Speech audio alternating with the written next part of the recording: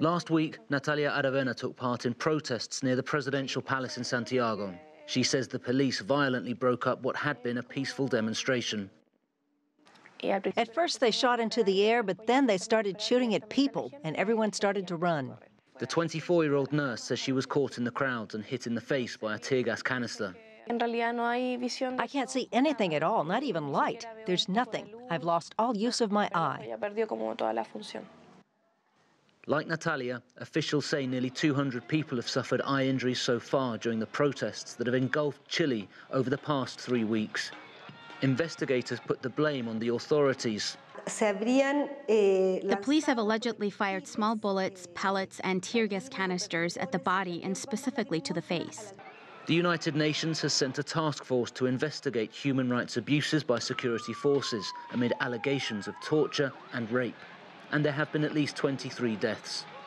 To give an idea of the scale of the allegations against the police, Chile's National Rights Institute says that of all the cases it has filed for excessive use of force in the last 9 years, nearly half of those cases have come in the last 3 weeks alone. President Sebastián Piñera has pledged to visit victims of police violence and promised there will be investigations, but at the same time announced measures to tighten security. Any excessive use of force will be investigated by the prosecution and judged by the courts.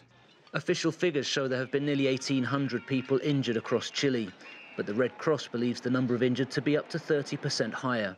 Many protesters do not want to be treated in hospitals for fear of being arrested. The Red Cross volunteers are viewed as heroes as they lend assistance. Dr. Rodrigo Fernandez says the most common injuries they see are caused by these pellets. I've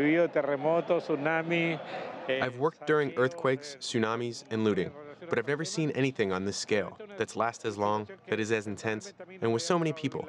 It is shocking. The police chief has denied his force has committed human rights abuses, but accepts there may have been errors in procedure. Clashes between the police and protesters continue to take place daily. Some of the protesters even have a swagger about them. But increasingly, it is reports of excessive use of force against the many people demonstrating in peace that is fueling these protests. Joel Richards, CGTN, Santiago.